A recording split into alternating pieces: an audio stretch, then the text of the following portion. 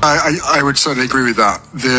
It's by no means a criticism of the UK, but certainly here, one of the big differences that all the British people that I speak to, they all say the same thing, which is in America, everyone wants to get behind you. Once more, Prince Harry discovers to his dismay that wearing someone else's halo won't summon a standing ovation. Stepping up to the microphone at the 2025 Upfront Summit in Los Angeles, he was greeted not by thunderous applause or jubilant cheers, but by a cold, unbroken hush, an unmistakable sign of indifference. The silence spoke volumes. The allure he once commanded has faded irretrievably. Once celebrated as the rebellious royal who dared to defy convention, the Duke of Sussex now drifts pointlessly through waves of apathy, his celebrity glow reduced to a distant flicker. Is to see me up here, perhaps wondering which of the plethora of issues consuming the world today that I'm going to talk about. Well, I don't have that long, and I know that Mark wants to quiz me after, so I'll keep this important topic brief. His every bid for public engagement was met with a collective shrug. His address, laden with platitudes and familiar grievances, landed with a resounding thud, and the audience's response, or rather the deafening absence of one, spoke volumes. Nobody's invested anymore. Let's break down exactly what transpired in that auditorium. Multiple attendees at the 2025 Upfront Summit recounted the same awkward scene. Prince Harry concluded his remarks, paused expectantly, and waited for applause that never materialized. No standing ovation, no courteous rounds of applause, not even those hesitant coughs that signal uncertainty about whether the speech has truly ended. Talk about something that I believe will resonate with all of you as leaders, as creators, builders, and change makers. How do we invest in our shared future to solve the challenges we face today? A Business Insider tech reporter who was on site captured the moment on Twitter. Harry's speech just wrapped up. Wow, zero reaction. I've never seen a summit audience so utterly still. On LinkedIn, another attendee described the scene as painfully awkward, remarking that the room felt frozen in time. This wasn't a live stream glitch or a microphone malfunction. It was the raw, unfiltered response of seasoned professionals who simply weren't buying Harry's pitch. And here's the clincher. Instead of tailoring his remarks to an audience hungry for entrepreneurial insights and innovation, Harry trotted out the same tired talking points he's leaned on before. The way that I answer the question of how we invest in our shared future is different now living in the US to when I was living in the UK. Why? Well, because before I moved, so much of my life revolved around charity. He revisited the well-worn tales of royal trauma, the media's toxic grip, and his enduring mission to champion mental health. These are undeniably significant issues, yet they've been dissected ad nauseum. He's shared these narratives with Oprah, streamed them on Netflix, laid them bare in Spare, and revisited them at virtually every public engagement since 2020. By now, even the most empathetic listeners have drifted away. Insiders reveal that sizable portions of his remarks were lifted nearly verbatim from past interviews, an approach that smacks of either complacency, grandiosity, or both.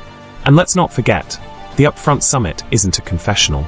It's a stage for cutting-edge ideas, disruptive strategies, and actionable leadership insights. While fellow presenters unveiled AI innovations and blueprints for startup triumphs, Harry delivered a familiar soliloquy about feeling misjudged. The frosty reception wasn't an isolated glitch. It underscores a larger reality. Corporate America has moved on from Prince Harry. He and Meghan inked those blockbuster deals in 2020, with Netflix, Spotify, and Penguin Random House grabbing headlines for their multi-million-dollar accords. Roll ahead to 2025, and each of those agreements has either lapsed or been quietly shelved. Spotify pulled the plug in 2023, with executive Bill Simmons publicly branding them grifters. Netflix opted not to renew, citing underwhelming performance on Meghan's animated series Pearl and disappointing viewership for their documentary. With no active partnerships and no breakout hits, Harry's commercial clout has cratered. He's no longer regarded as a trailblazer or a bankable personality. He's increasingly viewed as a PR risk. And that's precisely why his address fell flat. The room recognized they weren't hearing from a visionary. They were witnessing a once shiny brand in mid-plunge. Investing in companies that are developing technological solutions to address the root causes of societal challenges.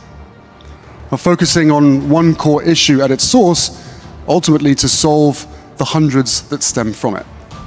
Now, this would be a great time to talk. As if that weren't enough, Harry didn't even earn a headline slot at the Upfront Summit, where he once commanded the marquee. This time he was tucked away on a secondary wellness panel, nowhere near the main stage reserved for true industry heavyweights. You know, the likes of venture titan Mark Andreessen, actress-turned-entrepreneur Jessica Alba, and trailblazing CEOs of billion-dollar startups. A leaked internal schedule confirmed it. His appearance was sandwiched between a blockchain ethics forum and a climate tech pitch. The positioning spoke for itself. Harry was clearly background noise, not center stage. The fact that day-to-day life has gotten so much harder, and that as bosses, you want to offer world-class coaching to your employees. Now, the people in this room represent a sizable piece of the industry dedicated to being the first and follow-on capital to... That tepid response begins to make sense when you consider the context. Harry simply wasn't the draw. He wasn't indispensable. He was merely another face in the lineup. And in the cutthroat arena of high-profile speaking engagements, blending in is tantamount to failure. So what's the takeaway? Prince Harry's frosty reception at the Upfront Summit wasn't an isolated misstep. It served as a stark reflection of his waning influence. No longer a headline magnet, no longer a cultural powerhouse. Or the planet. That's the future that I see. Companies that are designed not just for profit, but for an investment in a better shared future.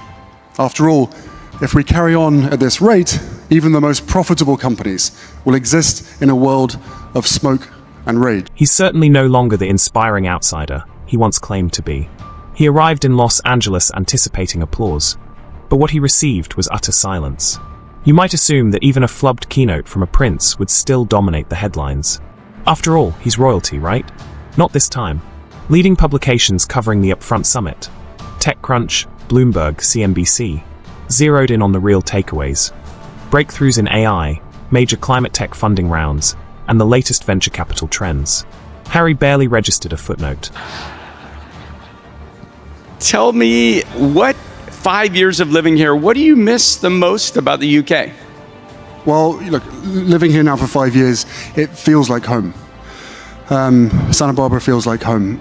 Brought up both of our kids. His name was relegated to buried footnotes, or omitted entirely.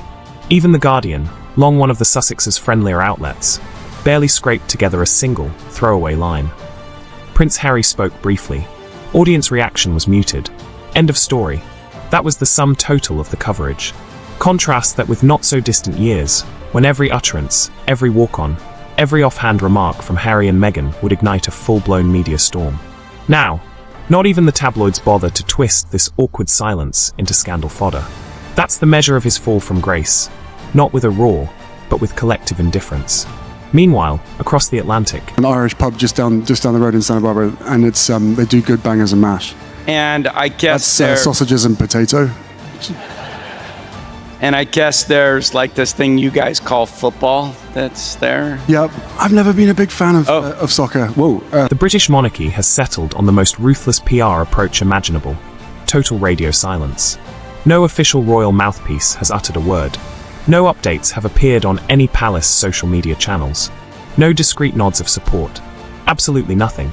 This blackout follows hot on the heels of Harry's high-profile Raven litigation, his bid to compel the UK government to reinstate his state-funded security, which was emphatically dismissed by the court. The verdict? He has no right to protection at taxpayers' expense. Years of public service that you've spent, if anyone in this room hasn't read Spare, I highly recommend it because you're plugging my book right now? But I'm going to tell you why. Shameful. Yeah. I'm going to tell you why is that, like, I lived... He had relinquished his royal responsibilities of his own accord and, as the court noted, hadn't shown any compelling justification. That ruling was both a legal rebuke and a symbolic slap, and the palace's continued quiet at events like the Upfront Summit only underscores it. Harry isn't missed, he isn't needed, and he certainly isn't backed by the institution. Though he still holds the Duke's title, in terms of royal significance, he's become invisible. Now consider the data. An April 2025 YouGov survey shows his approval rating in the UK has plunged to a mere 19%. In the key US demographic of 25 to 44-year-olds, once his staunchest allies in mental health advocacy. His favorability has collapsed to just 28%. Respondents pointed to one of three familiar culprits: overexposure, from Netflix specials to the Oprah sit-down, the slew of podcasts, and his memoir Spare. The world has reached peak Harry saturation. He rails against the press while craving headlines, extols the virtues of privacy even as he sells his life story, demands state-funded protection, yet lambasts the very establishment that provides it, privilege masquerading as persecution. It's become nearly impossible to feel sympathy for a man airing grievances from the comfort of his Montecito estate. The same prince once lauded for his candor and courage now stands as a poster child for entitlement and self-indulgence. His royal luster long since dulled, Harry's 20-minute slot at the Upfront Summit was more than just another routine keynote. It marked a watershed moment. Cameras were primed, eyes were fixed, and still the audience sat unmoved. No cheers, no polite applause, just the hollow resonance of a figure who once commanded attention, now desperately attempting to prove he still does.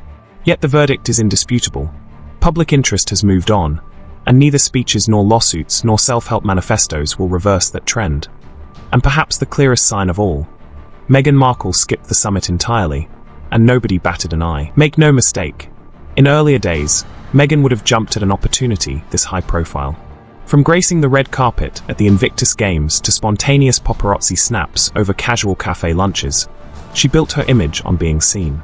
Yet at one of LA's premier business and innovation showcases, she was nowhere to be found.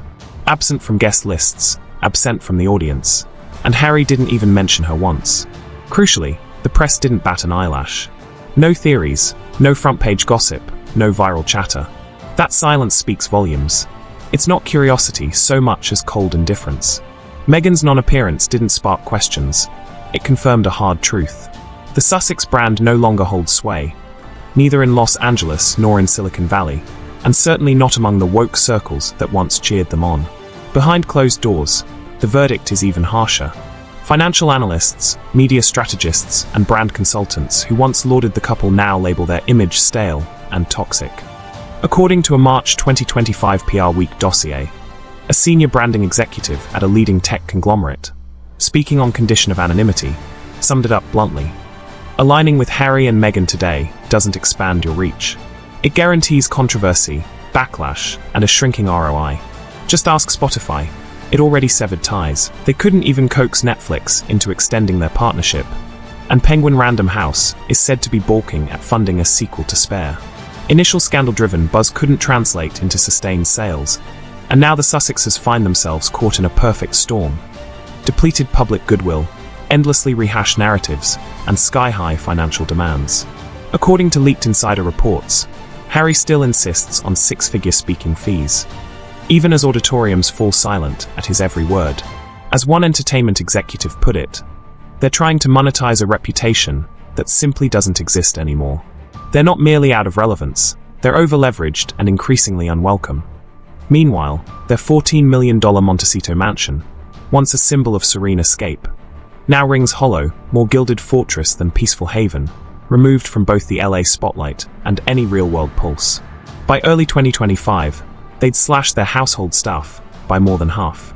Public-facing initiatives have gone dormant. Projects are under internal review, and their much-touted pivot to impact entrepreneurship has yet to yield a single scalable enterprise. High-profile champions like Oprah, Tyler Perry, even the Obamas, have steadily receded into the background. Once heralded as bona fide cultural innovators, Harry and Meghan now serve more frequently as cautionary case studies in PR strategy sessions. Their isolation extends far beyond geography. It's reputational.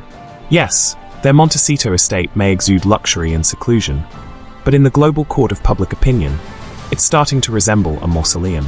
The deafening hush that followed Prince Harry's Upfront Summit address wasn't merely an awkward pause. It was a definitive judgment from the press corps, the general public, the captains of industry, and perhaps, most poignantly, from Meghan herself. The verdict? Their era has ended. The Sussexes are no longer pioneers. They've become diversions. And if they persist in expecting accolades, they'll continue to depart to nothing but silence.